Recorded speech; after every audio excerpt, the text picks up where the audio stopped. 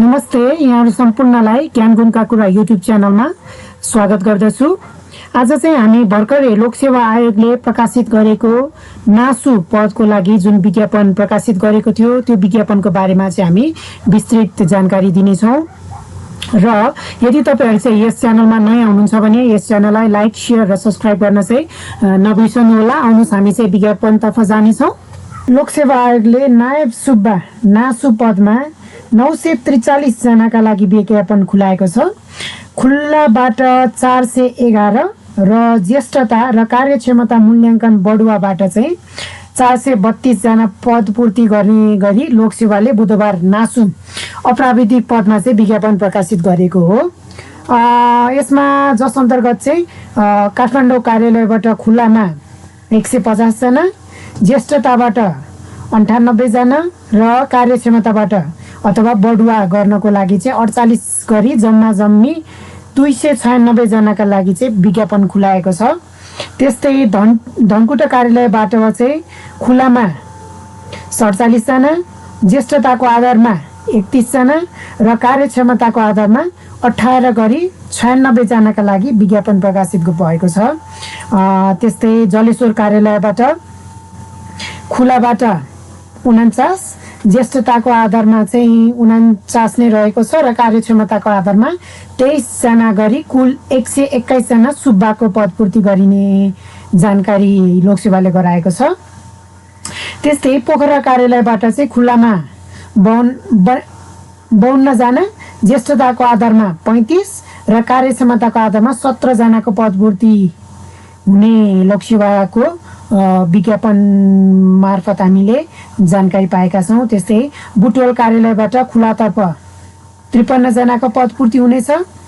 यस कार्यालयबाट चाहिँ ज्येष्ठताको आधारमा 37 र कार्यक्षमताको आधारमा 22 जनालाई बढुवा गर्ने भनिएको छ। त्यस्तै सुर्खेत कार्यालयबाट खुल्लामा 23 जना, ज्येष्ठताको आधारमा 19 र कार्यक्षमताको आधारमा 10 गरी कुल 52 जना नासुको पदपूर्ति हुनेछ।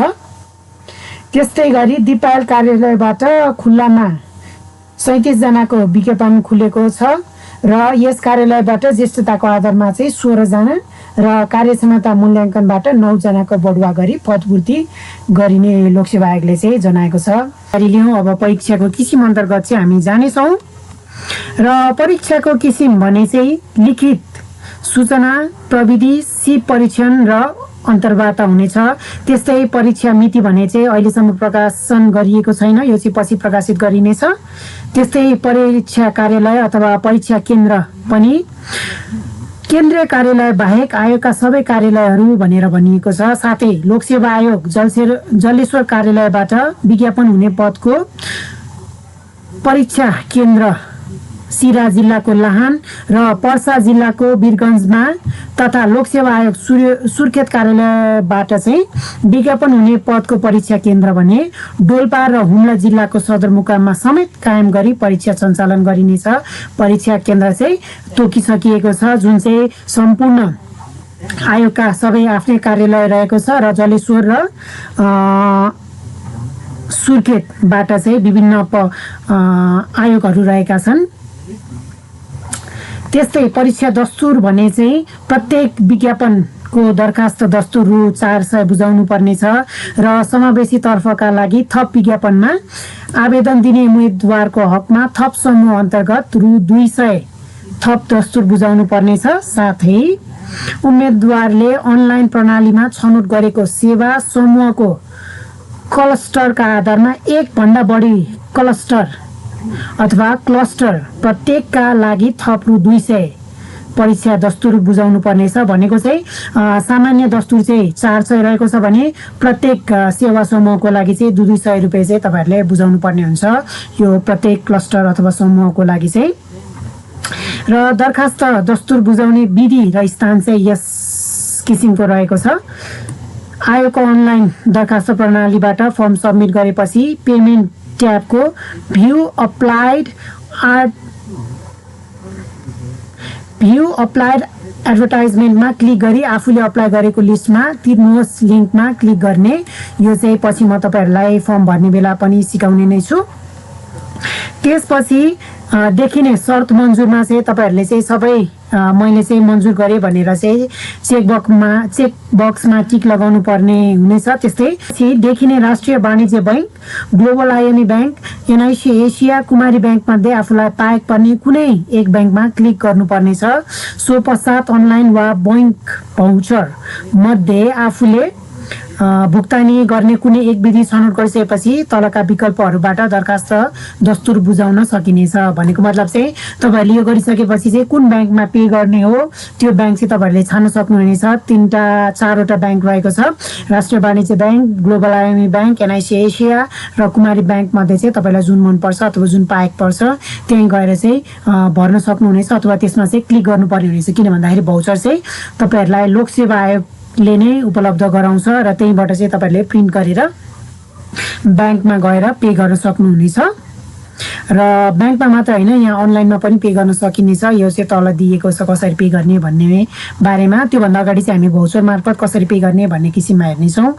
बैंक भाउचरबाट भुक्तानी गर्न दिएको चेक बक्समा टिक लगाई एक्टिभेट हुने प्रिन्ट बटनमा क्लिक गरी भाउचर प्रिन्ट गरेर उक्त बैंकको नजिकको शाखामा गई भाउचर पेश गरी रकम बुझाउन सकिन्छ। भनेको मतलब चाहिँ माथि सबै क्लिक गरिसक्नु भएपछि चाहिँ अब चेक बक्समा गएर के गर्ने भन्दाखेरि बैंक भाउचर चाहिँ नि तपाईँले एक्टिभेट गर्नुपर्ने हुनेछ र त्यसलाई चाहिँ प्रिन्ट गरेर बुझाउनु पर्ने हुनेछ। उक्त भाउचर बिना बैंकहरूले नगद नबुझ्ने भएकाले अनिवार्य रूपमा भाउचर प्रिन्ट गरी साथै लैजानु पर्नेछ। मैले अघि पनि भने लोकसेवा आयोगले आफैले चाहिँ त्यो भाउचर प्रदान गर्नेछ, तपाईँहरूले चाहिँ प्रिन्ट गरेर लानुपर्ने हुन्छ। र प्रिन्ट गर्नु अघि भाउचरमा आफ्नो मास्टर आइडी र कारोबार सङ्केत नम्बरको यकिन गर्नुपर्नेछ। यो चाहिँ तपाईँको मास्टर आइडी भनेको चाहिँ तपाईँको एउटा आइडी दिएको हुन्छ अथवा राखिएको हुन्छ लोकसेवा आयोगले, त्यो चाहिँ यकिन अथवा तपाईँको ठिक छ कि छैन हेर्नुपर्ने हुन्छ। उल्लेखित बैंकहरूका नेपालभरिका जुनसुकै शाखाहरूबाट नगद बुझाउन सकिनेछ र त्यस्तै अनलाइन मार्फत पनि हामीले दरखास्त बुझाउन सक्छौँ।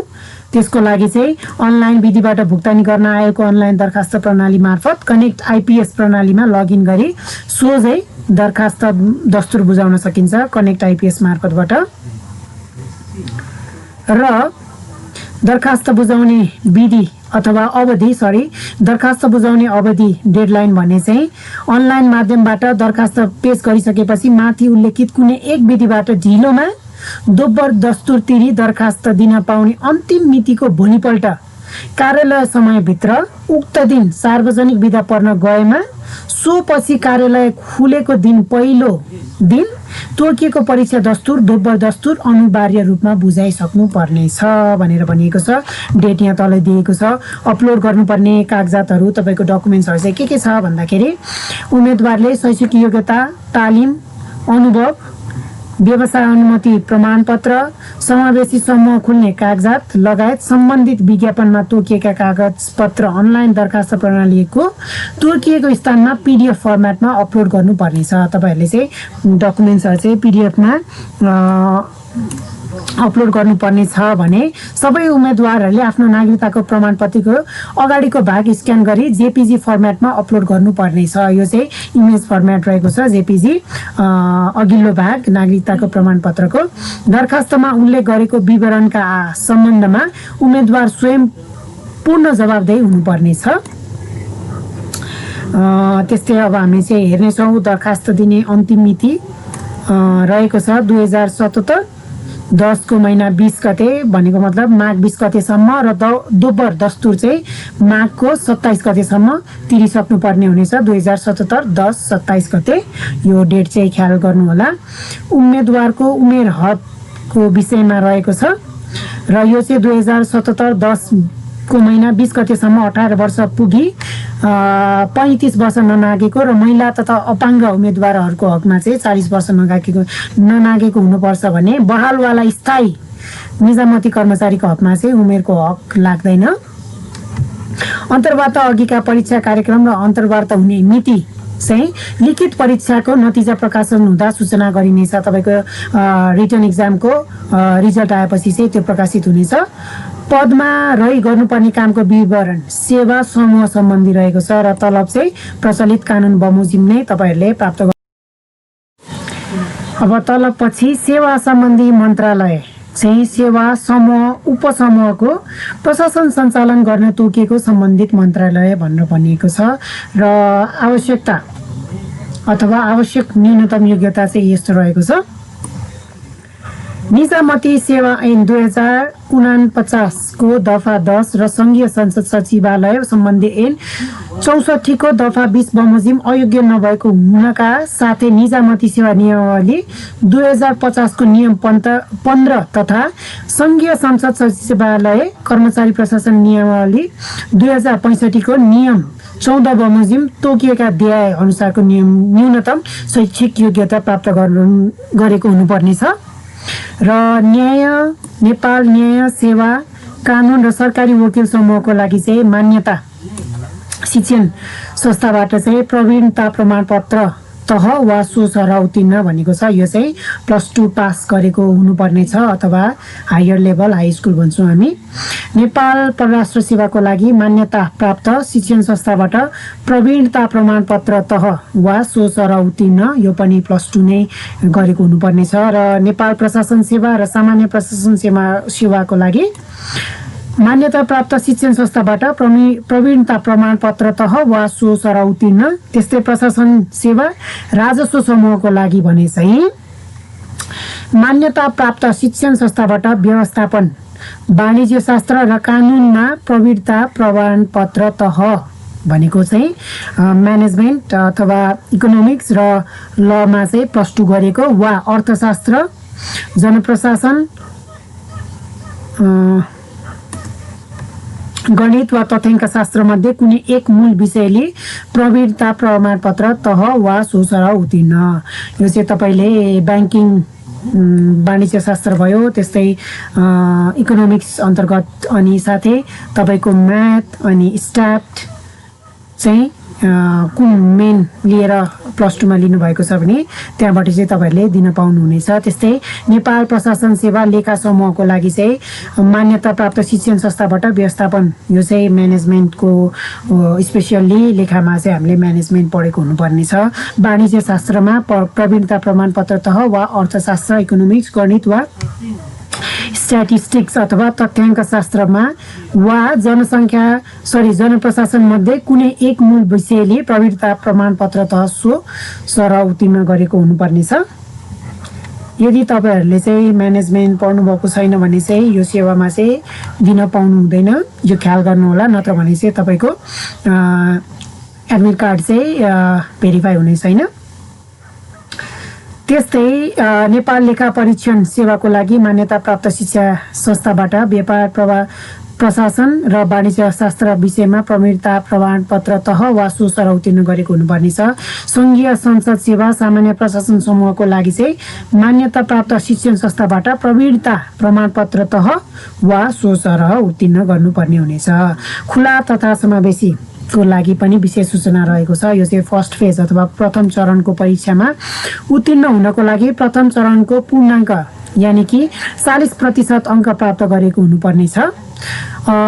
प्रथम चरणको परीक्षा प्राप्त गरेको प्राप्ताङ्क 100% यानि कि 100% अङ्क द्वितीय चरण सेकेन्ड फेजको परीक्षाको प्राप्ताङ्कमा जोडी कुल अङ्कको आधारमा लिखित परीक्षाको नतिजा प्रकाशित गरिनेछ। भनेको मतलब चाहिँ फर्स्ट फेज र सेकेन्ड फेजमा जुन तपाईले मार्क्स प्राप्त गर्नुहुन्छ त्यसलाई चाहिँ जोडेर जम्मा जम्मी कति प्राप्त गर्नुभयो त्यसको आधारमा चाहिँ नतिजा प्रकाशित हुनेछ।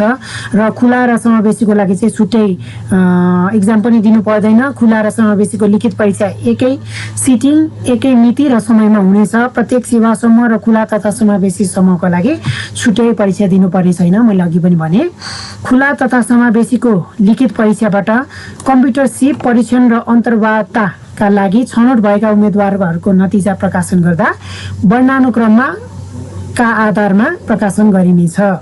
साथै लिखित परीक्षाबाट कम्प्युटर सिप परीक्षण र अन्तर्वार्ताको लागि छनौट भएका उम्मेदवारहरूले कम्प्युटर सिप परीक्षण तथा अन्तर्वार्तामा सम्मिलित हुनु अगाडि सेवा समूह र कार्यालयको प्राथमिकताका क्रम अनिवार्य रूपले भर्नु पर्नेछ। भनेको मतलब यो ख्याल गर्नुपर्ने जरुरी रहेको छ। तपाईहरुले चाहिँ अन्तर्वार्ताको लागि छनौट भएका उम्मेदवारहरूले कम्प्युटर सिप परीक्षण तथा अन्तर्वार्ता सेवा समूह र कार्यालयको प्राथमिकता क्रम अनिवार्य रूपले भर्नुपर्ने छ। यो चाहिँ एकदमै नेसेसरी रहेको छ। सेवा समूह तथा कार्यालयको प्राथमिकता क्रम नभर्ने उम्मेदवारलाई अन्तर्वार्तामा सहभागी गराइने छैन। विशेष ख्याल गर्नुहोला। समावेशी समूहतर्फ लिखित परीक्षाबाट कम्प्युटर सिप परीक्षण र अन्तर्वार्ताका लागि छनौट भएका उम्मेदवारहरूले समावेशी समूहको प्राथमिकता क्रम रोज्न पाउने छैनन्। यो चाहिँ तपाईहरुको चोइसमा हुने छैन। उम्मेदवारले दरखास्त फारममा उल्लेख गरेको समावेशी समूहको आधारमा आयोगको प्रचलित व्यवस्था अनुसार उम्मेदवारको समावेशी समूह कायम हुनेछ। जुन तपाईले फर्म भर्दा चाहिँ समावेशी केमा राख्नु भएको थियो त्यही नै हुनेछ। राई, लिम्बू, गुरुङ जुन छ आदिवासी जनजाति भनौँ अथवा मधेसी, दलित, पिछडिएको जेमा चाहिँ तपाईले यसरी गर्नुभएको छ त्यो नै हुनेछ। पछि फेरि चेन्ज गर्न पाउनुहुने छैन। खुला तथा समावेशी समूहतर्फ लिखित परीक्षाबाट कम्प्युटर सिप परीक्षण र अन्तर्वार्ताका लागि खुला र समावेशी तथा एक भन्दा बढी समावेशी समूहमा छनौट भएका उम्मेदवारहरूले एक पटक मात्र कम्प्युटर सिप परीक्षण र अन्तर्वार्तामा सम्मिलित हुने गरी कार्यक्रम तय हुनेछ। यानी कि तपाईँ चाहिँ खुलाबाट पनि पास हुनुभयो र समावेशी तर्फबाट पनि पास हुनुभयो भने चाहिँ कम्प्युटर परीक्षा अथवा सिप परीक्षण र अन्तर्वार्ता चाहिँ एकचोटि मात्रै दिनुपर्नेछ। दुईचोटि अथवा त्यसलाई चाहिँ नि फेरि दिइराख्नुपर्ने जरुरी छैन। सिप परीक्षण र अन्तर्वार्ताको प्राप्ताङ्क उम्मेदवार उत्तीर्ण भएको सबै समूह खुला र समावेशीमा गणना गरिनेछ। यो चाहिँ पछि तपाईको काउन्टिङ हुनेछ। सबै चरणको परीक्षा पश्चात प्राप्त हुन आएको योग्यता क्रम, मेरिट अर्डर र उम्मेदवारले रोजेको सेवा समूह र कार्यालयको प्राथमिकता क्रम प्रायोरिटी अर्डर अनुसार नियुक्तिको लागि सिफारिस गरिनेछ। त्यस्तै समावेशी समूहका विज्ञापन दरखास्त दिने उम्मेदवारहरूको लागि विशेष निर्देशन रहेको छ। माथि चाहिँ हामीले विशेष सूचना हेर्यौँ भने अब चाहिँ निर्देशन रहेको छ समावेशीको लागि स्पेसल्ली।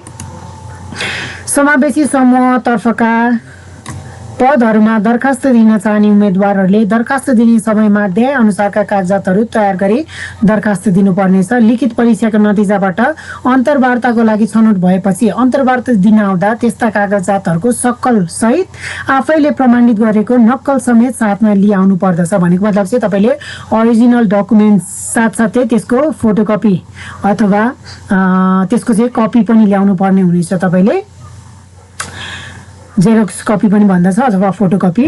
उल्लेखित कागजातहरू दरखास्त दिने समयमा कायम रहेको नपाइएमा जुनसुकै बखत दरखास्त रद्द हुन सक्नेछ। यदि तपाईसँग चाहिँ त्यो डकुमेन्ट्स अथवा त्यो पेपर छैन भने चाहिँ तपाईहरूको दरखास्त पनि हुन सक्छ। आदिवासी जनजातिका हकमा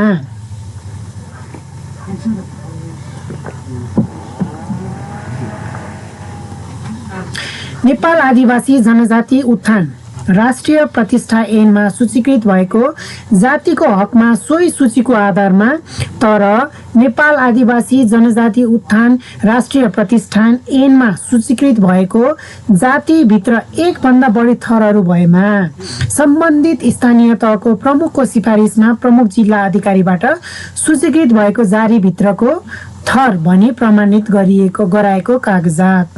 यानी कि तपाईको चाहिँ उदाहरणको लागि तपाईँ चाहिँ राई आदिवासीमा पढ्नु भएको छ भने यदि तपाईले चाहिँ तपाईको नाम थर चाहिँ उदाहरणको लागि गोपाल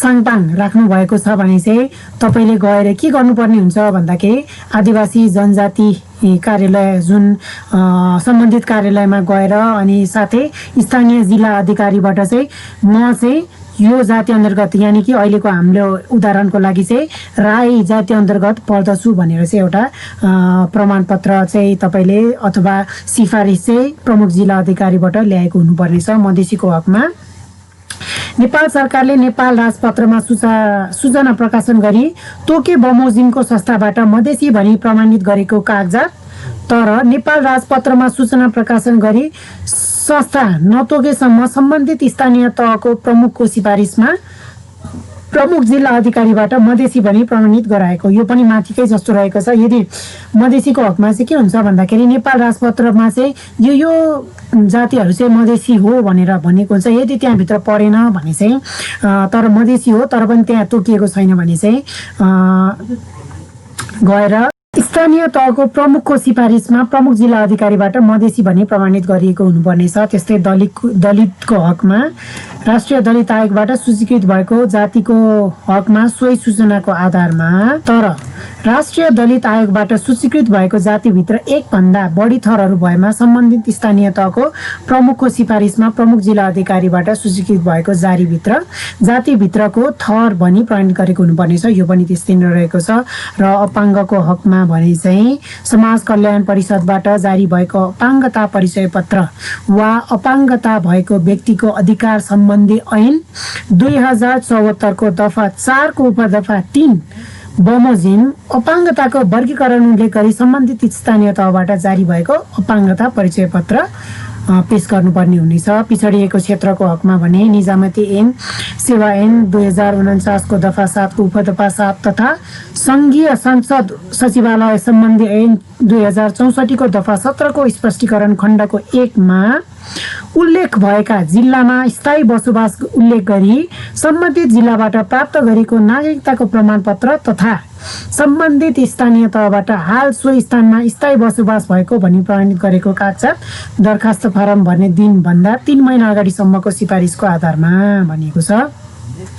त्यस्तै स्थायी बसोबास भएको जिल्ला बाहेक अन्यत्र जिल्लाबाट नागरिकता लिएको भएमा सो गर्नुपर्नाको कारण उल्लेख भएको पत्र नागरिकता जारी गर्ने जिल्ला प्रशासन कार्यालयबाट लिएको निजामती सेवा ऐन 2049 को दफा 7 को उपदफा 7 तथा संघीय संसद सचिवालय सम्बन्धी ऐन 2064 को दफा 17 को स्पष्टीकरण खण्डको 1 मा उल्लेख भएको जिल्लामा विवाह गरी वा बसाइसरी गएको भएमा विवाहको हकमा विवाह दर्ता प्रमाणपत्र र बसाइसराईको हकमा छाडेको र गएको स्थानीय तह निकायको बसाइसराई गरेको खुल्ने कागजात। यो चाहिँ बसाइसराई अथवा म्यारिज सर्टिफिकेट अथवा माइग्रेसन सर्टिफिकेट चाहिँ तपाईहरुले पेश गर्नुपर्ने हुनेछ।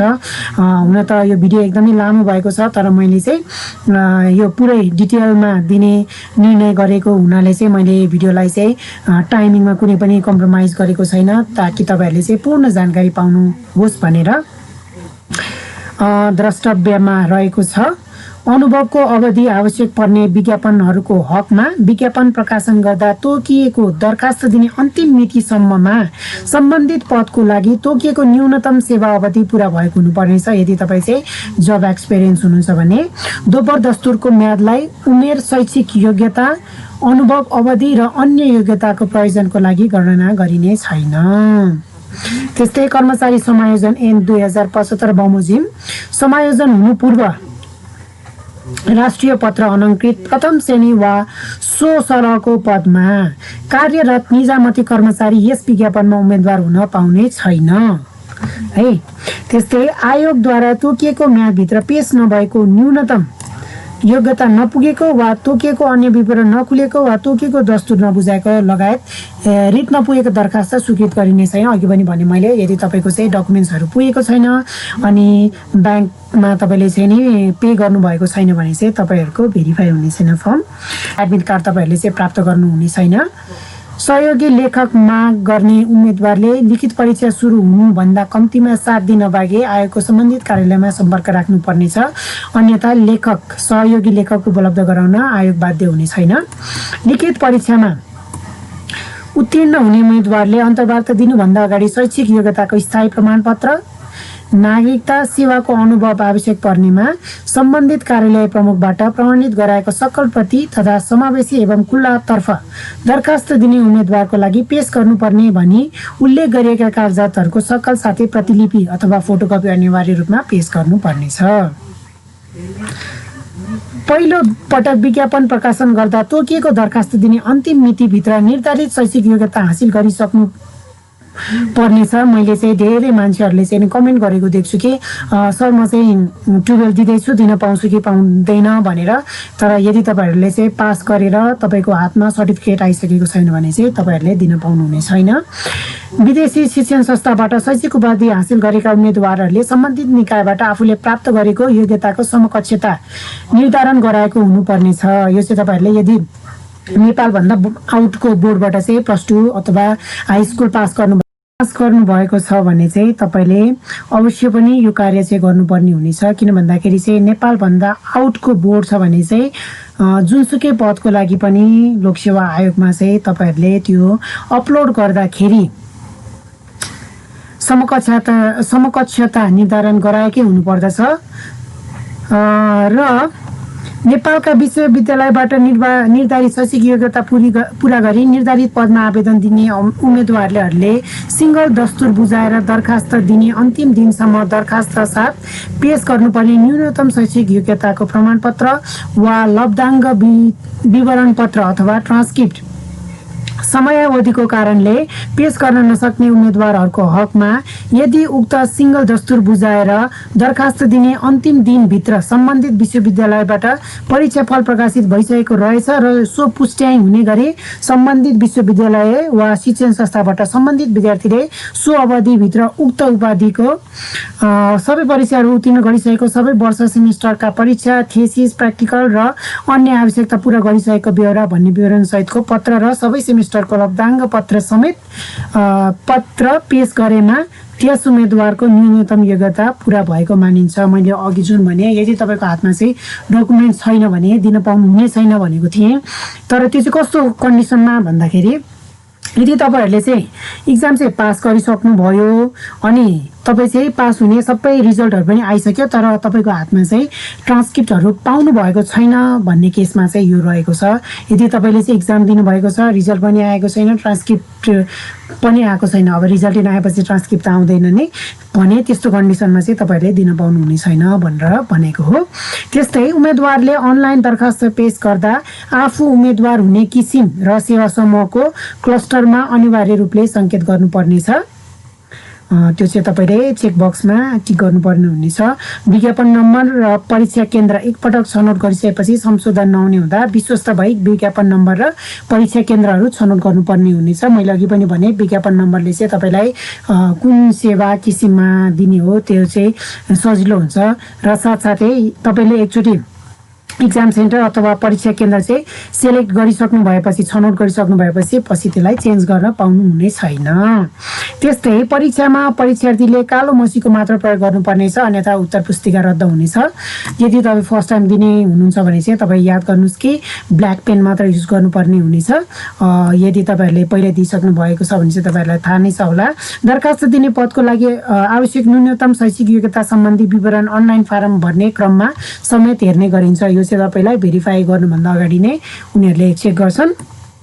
पाठ्यक्रम आएको वेबसाइट www.psc.gov.np बाट प्राप्त गर्न सकिनेछ भन्दै आजको यो जुन हालसालै लोकसेवा आयोगले जारी गरेको विज्ञापन नासु तर्फको विज्ञापनको बारेमा चाहिँ मैले विस्तृत रूपमा यहाँहरूलाई जानकारी दिइसकेँ। यहाँहरूले राम्ररी पढेर अनि त्यसपछि लोकसेवा आयोगमा इक्जाम दिनुहोला भन्दै यदि तपाईँहरूलाई चाहिँ यो भिडियो मन पर्यो भने यो ज्ञानगुणका कुरा युट्युब च्यानललाई लाइक सेयर र सब्सक्राइब गर्न नबिर्सनुहोला र यस्तै भिडियो आगामी दिनमा हेर्न चाहनुहुन्छ भने साइडमा रहेको नोटिफिकेसन बेलमा चाहिँ क्लिक गर्न नबिर्सनुहोला र तपाईँहरूले चाहिँ आगामी भिडियो के को विषयमा हेर्न चाहनुहुन्छ त कमेन्ट बक्समा कमेन्ट गर्न सक्नुहुनेछ भन्दै तपाईँ सम्पूर्णको समय शुभ रहोस्।